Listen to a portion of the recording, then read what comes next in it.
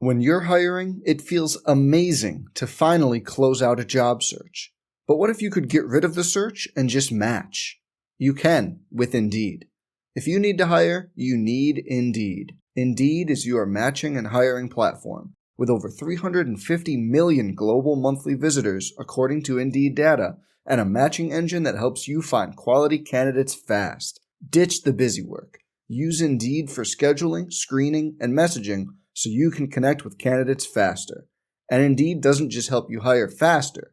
93% of employers agree Indeed delivers the highest quality matches compared to other job sites, according to a recent Indeed survey. Leveraging over 140 million qualifications and preferences every day, Indeed's matching engine is constantly learning from your preferences, so the more you use Indeed, the better it gets. Join more than 3.5 million businesses worldwide that use Indeed to hire great talent fast. And listeners of this show will get a $75 sponsored job credit to get your jobs more visibility at Indeed.com/Blue Wire. Just go to Indeed.com/Blue Wire right now and support our show by saying you heard about Indeed on this podcast. Indeed.com/Blue Wire. Terms and conditions apply. Need to hire? You need Indeed.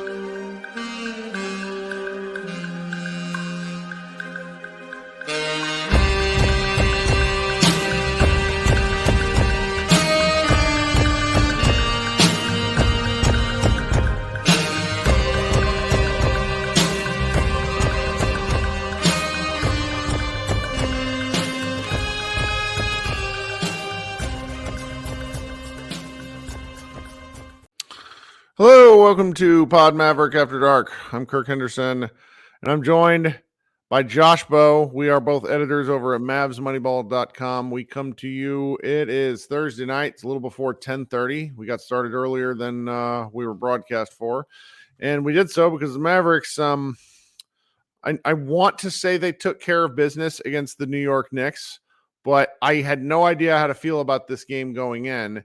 I don't know how to feel about this game now. They won 128-124 in one of kind of the most back and forth, rope-a-dope. Like, there was so much going on with this game, and a game where there was all sorts of blowouts across the NBA tonight. Like, the Portland Trailblazers should probably be relegated, for example. They got beat by like 80 points. The Mavericks played a really entertaining game with the New York Knicks. Josh, how you doing? I'm doing pretty good. Yeah, it's a shame. I mean, it's kind of a shame that I already see it in the chat. I see it a little bit on Twitter, like just the way that the game ended. It's going to be a lot of, Jason Kidd sucks and they almost blew another game and all that kind of stuff. And I feel like the fourth quarter collapse is going to take away from what was really like a really impressive and dominant first three quarters when you consider the Knicks have basically been like the best team in the NBA over the last week. And the Mavericks, are missing Luka and Lively and Exum.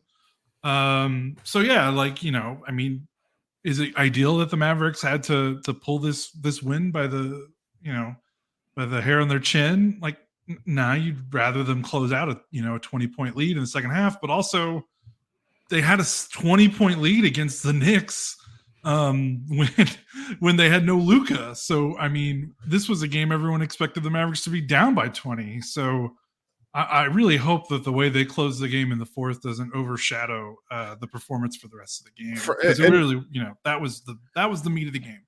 So full disclosure, I missed the entire fourth quarter because I started dealing with an absolute emergency related to our podcast, which I will share with you guys a little bit later in the show, simply because I need to know if anybody in our audience has experience with this sort of thing.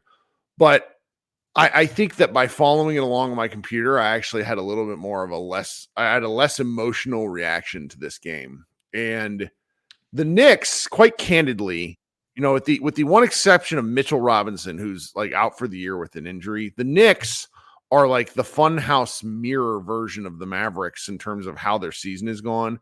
Chuck Cooperstein shared something today that the Mavericks don't have.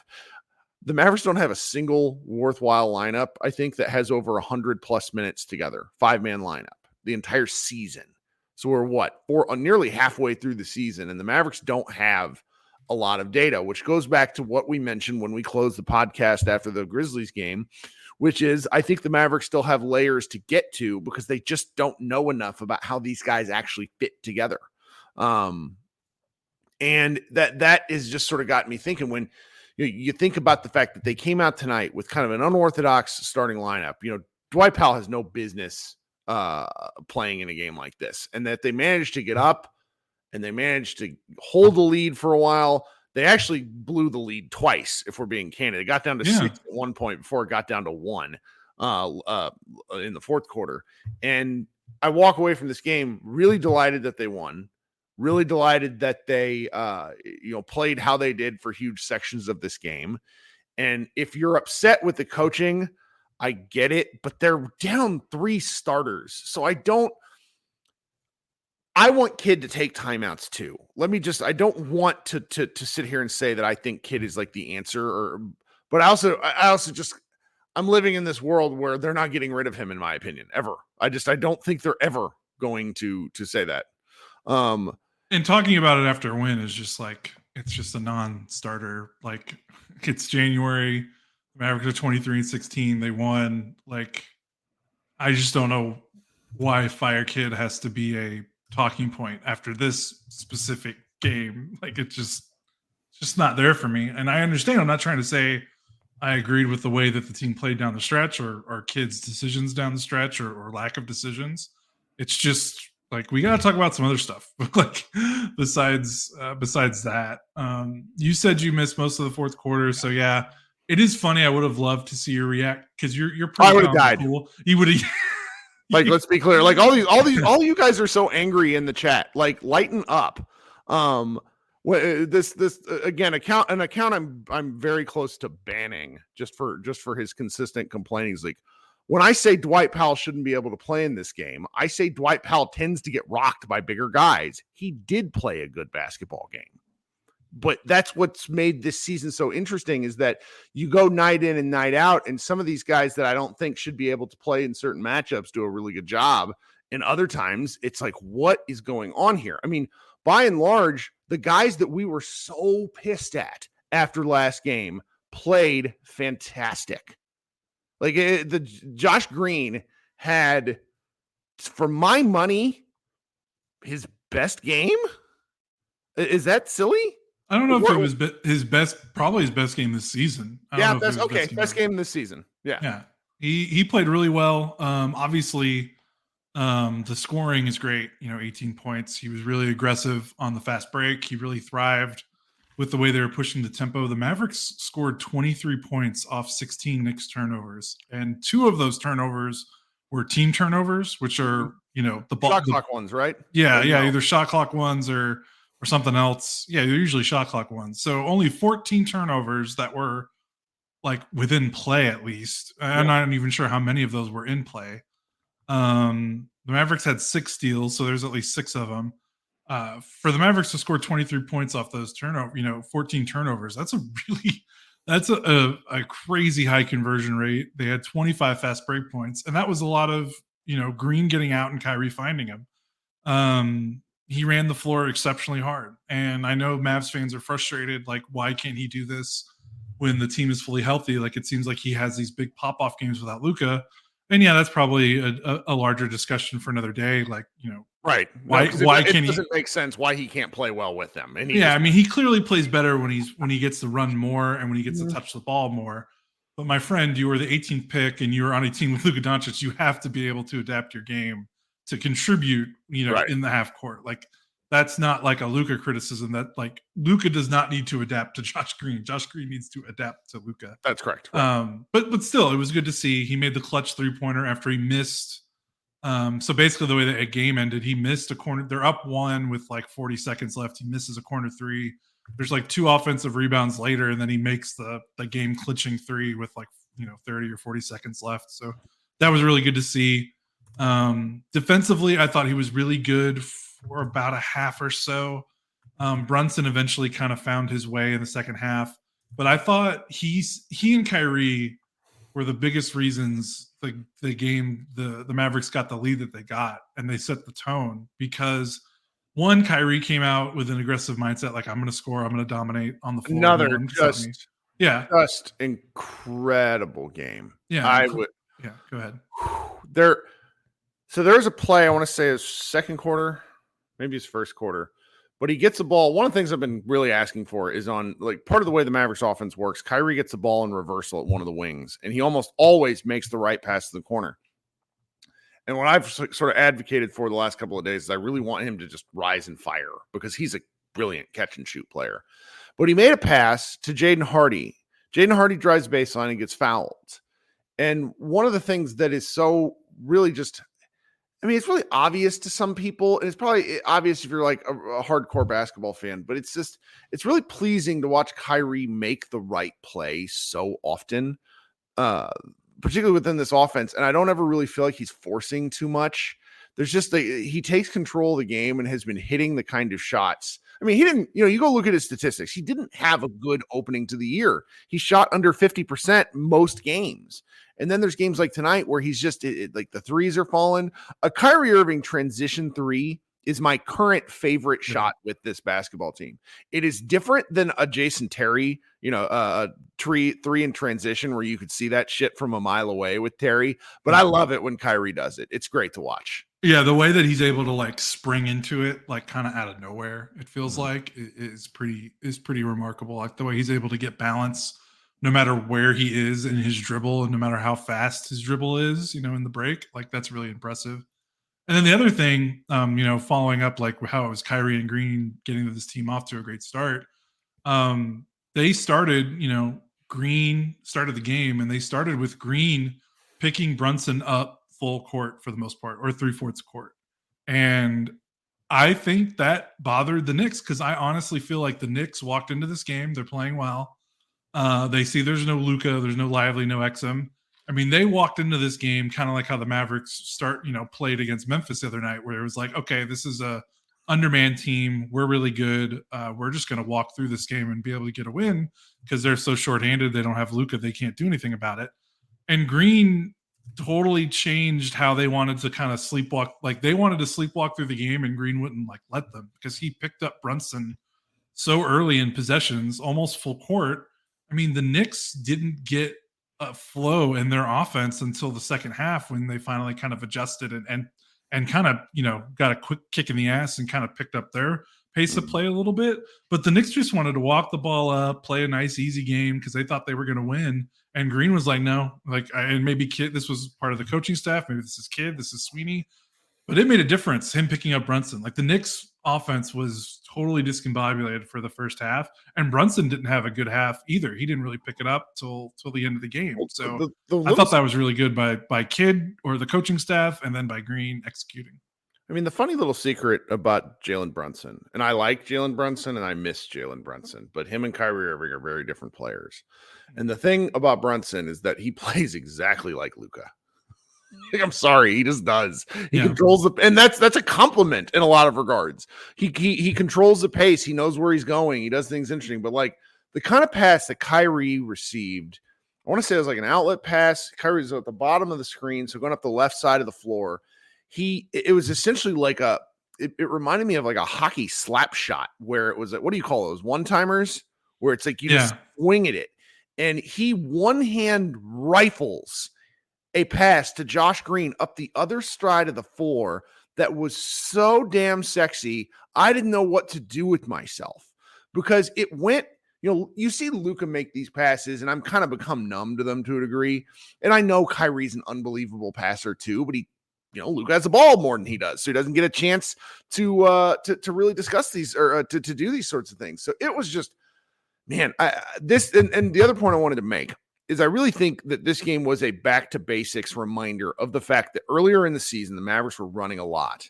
And as the season's worn on, and as these guys haven't been healthy, we had somebody in the chat point out that Luka and Kyrie have only been healthy together for 22 of the 37 games. That is huge. I really hope that this is some visual and provides the Mavericks with some film reminders that they do and should run more. they need to run a little bit more. They get the most out of certain players when they run more. Is that crazy? No, not crazy at all. But they're also entering this game. They were 8th in pace.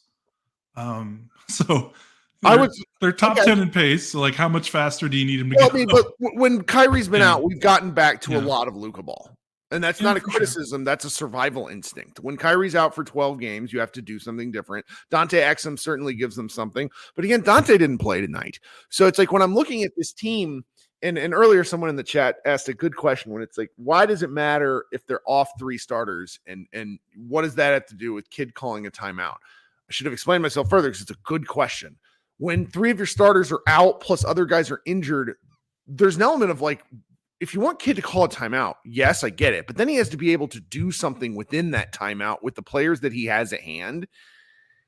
And I don't know what he would do with some of these guys because it's like there's an element of this which is just play better basketball, guys. Running on, get a better shot off. And we live by the Hardaway 3 and die by the Hardaway 3. The Mavericks win something like, I want to say they have a really astounding record that they've only – when Tim Hardaway hits 3 or more threes, the Mavericks win like 70% of their games. That's this season. So it's just, there's certain indicators that are really basic with these team, and we want to blame it or get mad at it and toss it in other directions about what they could have done differently. But it's the Mavericks are hitting their threes early tonight, and that ended up being the difference in this game. They hit 8 threes in the first quarter. And some of that's pace, some of that's quality of shot, some of it's just a little bit of luck. And I would, that last awful 3 that Tim Hardaway took, I went back and looked at before the show started. If that's a normal miss, you said it in the chat. If that's a normal miss, the Knicks get the rebound and probably go win the game. Yeah, he missed it so bad that the Mavericks won. It was really funny. This is a good point. T-Bone says a timeout would give Kyrie rest and to stop the bleeding. The Kyrie tiredness element did come into play in the fourth quarter, don't you think? Yeah, for sure. And by the way, I'm not disagreeing that like when I say I don't want to talk about like firing Kidd or what a bad job Kidd did, I'm not trying to say he did a good job in the fourth quarter managing the run and trying to get the team in the right spot.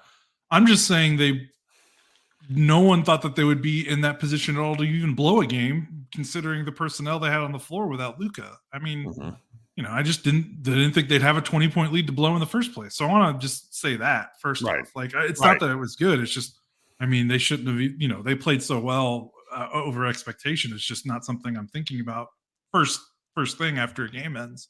But yeah, you're right. Yeah, Kyrie was a little tired, I think, toward the end. They definitely could have managed that a little bit better. It's funny because Kidd does like to make sure he doesn't lose any of his timeouts. Like he does the use it or lose it timeout like all the time. So to not call timeouts in the fourth when he's going to lose timeouts anyway, and your team is in a funk, like, yeah, I can see that's definitely frustrating to watch for sure. And they could have done a better job with it. Yeah. Also, like I think some Matt in our Slack, one of the 8 Matts we have on staff was like, is Kyrie being too differential down the stretch? And, part of it was him being tired, which is what Matt was wondering. And then I think, the other part of it was just the Knicks finally ran the Luka defense where they're like, okay, we're done with this. We're not letting Kyrie make any more shots. And we don't see it too often, but particularly with these Mavericks, we don't see it too often, but there's occasions where you are reminded that Kyrie's like 6'1" to 6'2". There was like an early turnover because Kyrie was playing a little bit with his back to the basket. There was like an early turnover in the second half where Julius big ass Randle came in from behind and took the ball from Kyrie. That just, he can obviously handle the double team, but if you don't see it all the time, it's probably a little bit like confusing every now and again. And that's the point. That's what it's supposed to do, is mix it up. And the other Mavericks need to do a better job of executing. I mean, that's really kind of what it comes down to. There's a big difference in your 6'7", 6'8" point guard getting doubled and your 6'1", 6'2" point guard getting doubled. You could tell down the stretch that Kyrie could see. It wasn't that he didn't see the play or where the ball needed to go. And credit to the Knicks. I think they did a really good job with their doubles and their rotations on the back line, where they were kind of, dipping in and out between who they were letting be the release valve. So like they would double Kyrie and, someone would be open in the middle of the floor and you could see Kyrie with the ball like start to go that direction, and then the Knicks would rotate over, and then he's like, okay, I got to go to the corner because that's where the Knicks are helping off of, and then the Knicks covered that too. Like they did a really good job. 4 guys, basically 3 guys covering 4 guys. They did a good job rotating through, so it wasn't always an easy pass for Kyrie to make. And so, I don't, maybe the counter to that is let someone else bring the ball up, maybe run him off some screens. But again, he's probably pretty tired at that point, so we'll see. They don't have many ball handlers left. Yeah, Tim Hardaway had some Stanley from The Office dribbling moments where I was just like, what is going on here, Timmy? Like, you're losing the ball with your right hand. You are right-handed. How is that a thing? And it's just, we've been a little spoiled when you have Luka, who's so good at ball control. Same with Kyrie and same with Dante Exum, to where it hasn't been a concern. And the Knicks just made you feel a little bit uncomfortable. So yeah, for sure. And it's like, the Knicks, since they traded for OG Anunoby, like they're really good. Like they're really good. This is a big fucking win. Yeah, it is a big win. This might be their most impressive. I mean, I know Minnesota is the best team in the West right now, record wise, but like I don't know, this Knicks team has been really freaking good since that trade. And fun fact: somebody pointed this out in a chat that I'm in. Kyrie Irving has not lost to the Knicks since 2018. So that's pretty good. He plays them really well.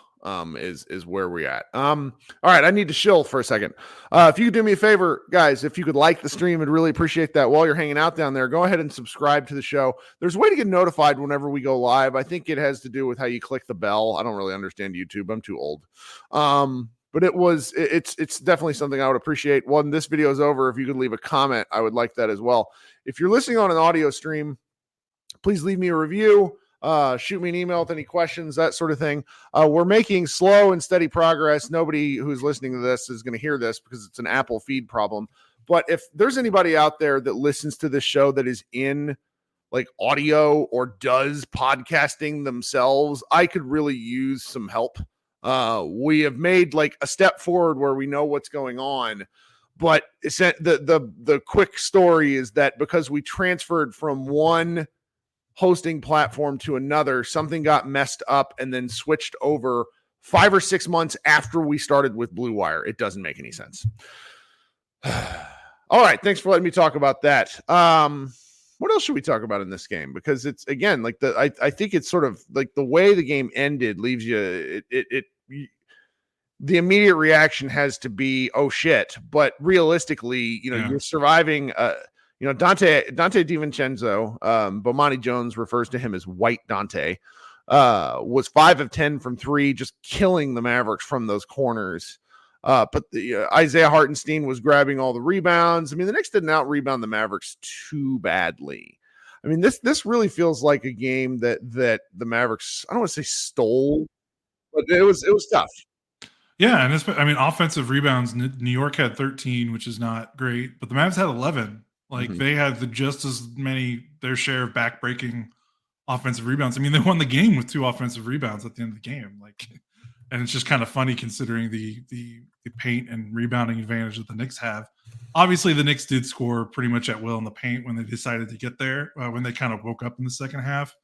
New York shot 19 of 21 at the rim. That is 90.5%. They scored 56 points in the paint. So again, if the Mavericks didn't start the game as aggressively as they did with Kyrie, I mean, we're probably talking about the Knicks winning this game by double digits, considering how they played in the second half and for parts of the second quarter. But really, like the Mavericks scored 44. I mean, the Mavericks scored 44 points in that first quarter, and they kind of just rode that out in a way with their 3-point shot making advantage. Yeah. I mean, they win a game by 4 and they made 3 more threes than the Knicks. 3-point shot making is huge, and the turnovers were huge. So yeah, like there were parts of the game that didn't look great. Julius Randle did his thing where like he's in Dallas and he plays like a freaking MVP, even though he looked like crap in the first 24 minutes or so of the game, and he just looked amazing in the second half. Nothing really, who on the Mavericks is, Jones is too skinny, Powell is Dwight Powell. Like it was just a tough matchup. especially. Like he always matches up pretty poorly with the Mavericks because they haven't been a big team for a while, and this one hurt. But yeah, go ahead. We got to give some love to a guy that we've been kicking the shit out of in Grant Williams. Oh yeah, welcome back, Grant Williams. He 27 minutes, 11 points, 6 boards, 3 assists, 1 block, 1 turnover. 3 of his rebounds were of the offensive variety. Yep. Still a -4. Still missed 4 3-pointers. I want to know your opinion on this because I don't like doing the Bill Simmons body doctor thing. Uh-oh. But I feel like he played. I feel like he played with like an apology on his face. Like he had a look on his face like, fuck, I need to do better. Like the whole game. And he did do better. He's not a dummy. He's online. Like yeah. He's very online. He's doing pod. Like I think he's very much in tune with what the discourse is around him. And he definitely had an effort level of a guy that has been reading a lot of mean tweets and articles and bad stats and stuff like that. I believe that for sure. Mm-hmm. And then I think the other guy, his box score doesn't really reflect how well I felt he played, but I really liked Jaden Hardy's game tonight. I did. Yeah, he was part of the first half kind of barrage. He kind of cooled off. I don't even know if he scored. He finished with 8.6 rebounds, 4 assists. I feel like that's what he had in the first half. Yeah, I think that's right because the lanes were kind of closing down. Like the Mavericks weren't running as much in the second. Yeah, because the Knicks finally decided to like play basketball in the second half. And Hardy, this is actually Hardy had no points, no assists. He had 1 rebound in the second half. But yeah, the Knicks are a tough matchup because of their size and like even Brunson, who's not like an amazing defender, like he's still chunky, and it just makes it harder for a guy like Hardy. But I thought Hardy was part of that like really aggressive, fast tempo pace, getting out on the break. He made some good passes in transition. Had a really nice kind of secondary break, drive into the paint, drop off for Powell for a layup in the first half. That was really pretty.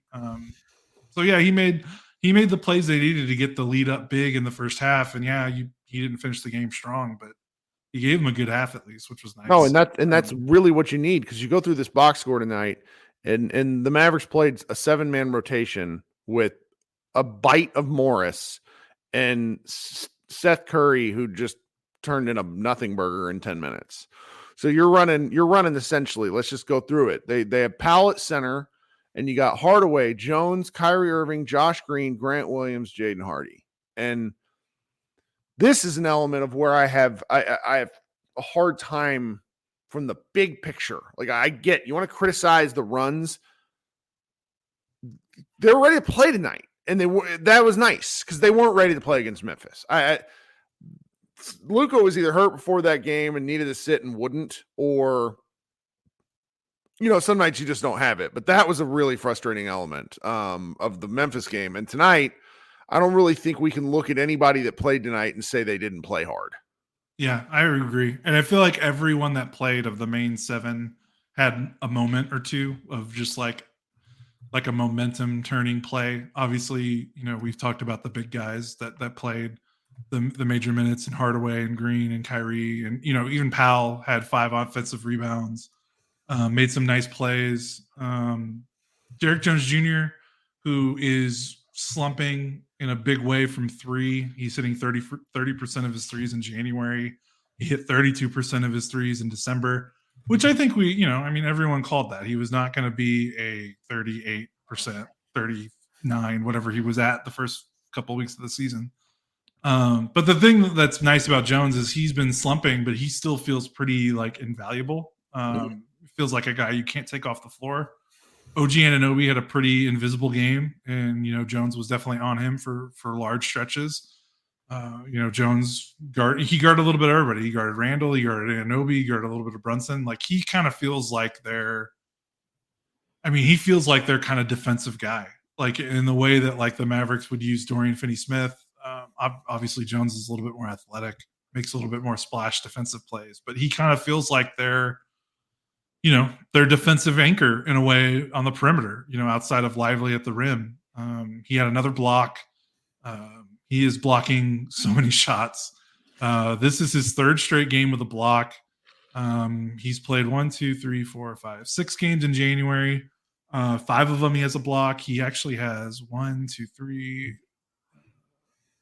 6. He has 8 blocks in 6 January games. Like that's pretty good from your 6'6" small forward / small ball power forward. We thought he was going to be playing when he played for the Mavericks. We kind of figured that he would be a small ball 5. I did not see him guarding the positions he's guarded, and so pretty fantastic. Yeah, I think he's been a great wing guard defender for the most part. He has his moments for sure. He was one. I don't know if you caught watching this game because it kind of showed up more in the fourth quarter. He is another guy that looks really tired. Sure. He has been he has been balls to the wall since they've played him. He is average. We talked about Grant Williams and the weird story about him being out of shape because he was never asked to play this many minutes before in his career. Well, very quietly, Derek Jones Jr. is averaging a career high in minutes per game. He's averaging 25.7 per game. Career, he's 19.4 minutes per game. Last season, he was at 14. The season before, he was at 17. He's started 36 games, which he's going to blow past his career high of games started, which is 43. Mm-hmm. Outside of that, he started 43 games in 2021. He's never started more than 20. Yep. So not only is his role this is what we talked about with Grant, where his role increased, his minutes increased, maybe the production drops because he's not playing against bench players. Well, Jones is doing that, and he's averaging a career high in points by about 2. He's still blocking almost a shot per game.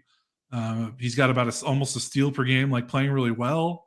He's shooting, 48% from the floor. He's making enough threes. He's currently a career high still from 3, even at 34%. But with the defense and the athleticism, you take it. Like he has taken that role and kind of run with it. And he's probably been, him and Exum, and Lively, but him and Exum have been kind of the difference maker.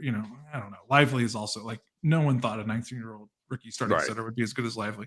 So those 3 have been, when we talk about, this team has a similar record to last year's Mavericks.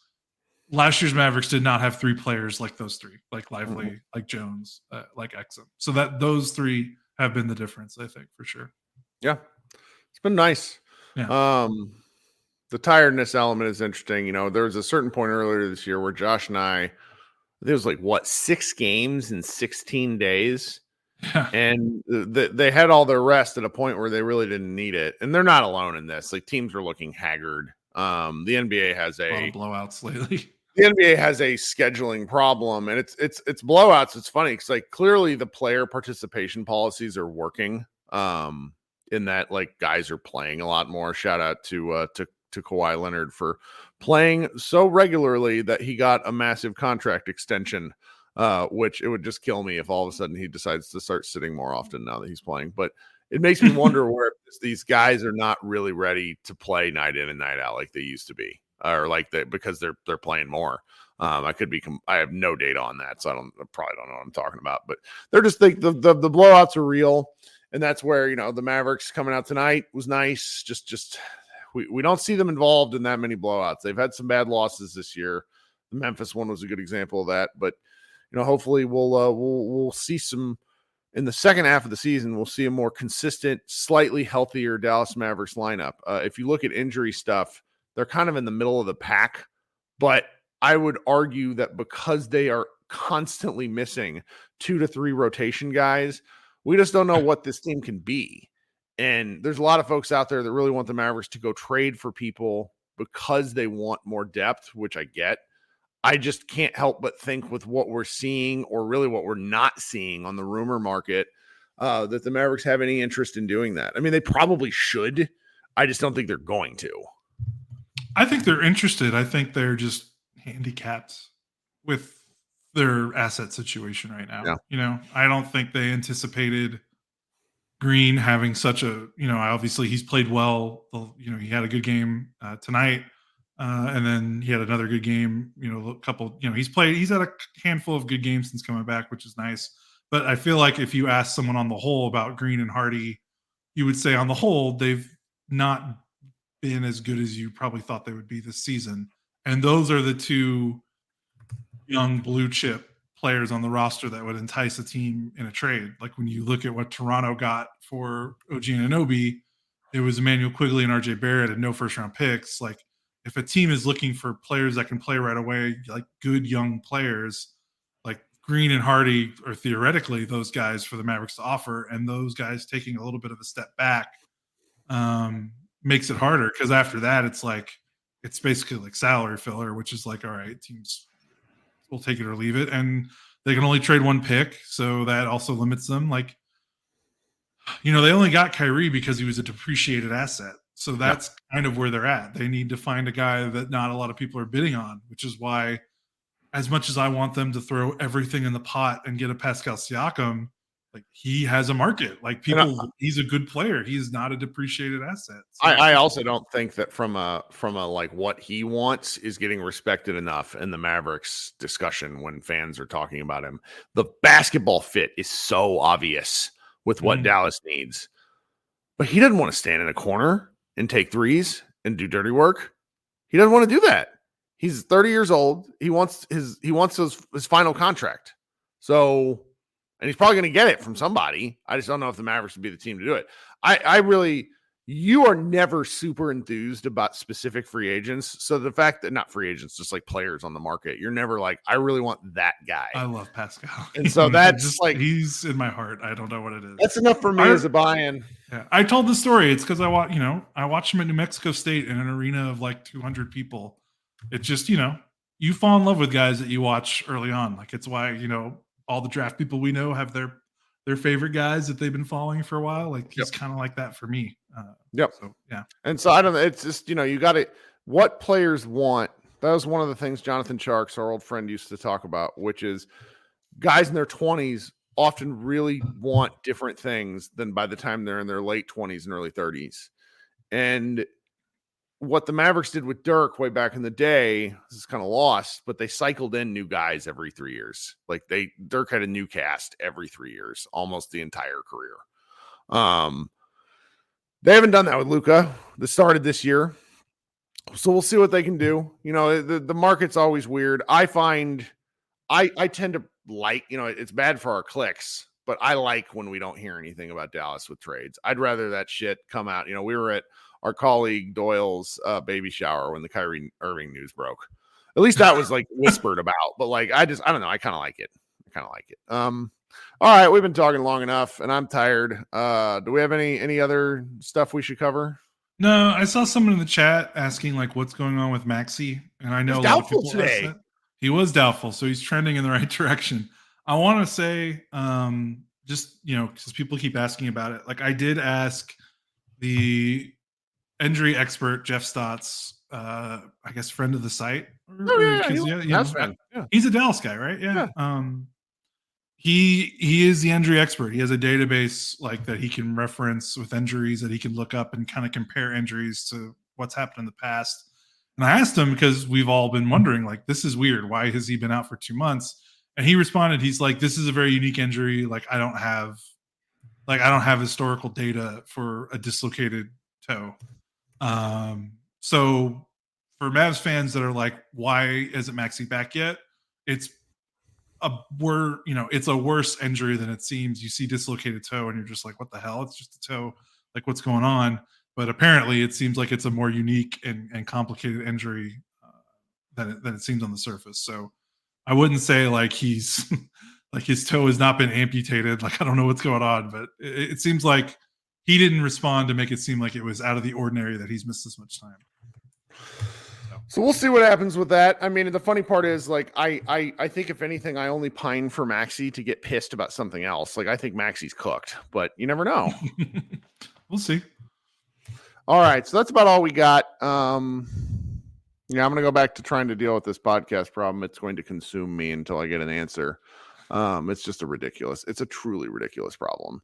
Apple listeners make up like 65% of our podcast market because Apple had a monopoly on the podcast market. They basically everyone owns a damn iPhone and everyone owns an iPhone. They basically invented podcasts as a medium because it was just there on their app, and most people subscribe to it. And like when you use the Apple app, you go to it, and for us, if you look up Pod Maverick, 2 feeds show up. I have no idea how long 2 feeds have been there. One feed gets updated regularly but has no subscribers. The other feed stopped getting updated regularly about a month and a week ago, and we have not been able to figure out why. I pinpointed why.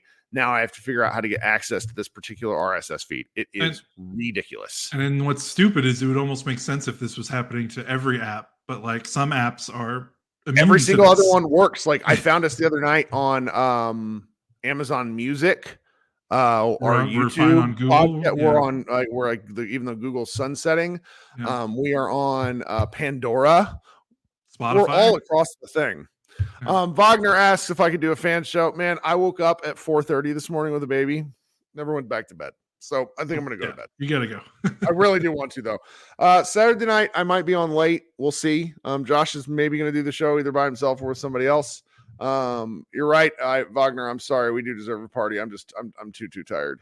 All right. So thanks so much for hanging out. We'll talk with everybody soon. Enjoy this win. This is a nice one. We'll be back. Everybody, have a great rest of your week and go Mavs.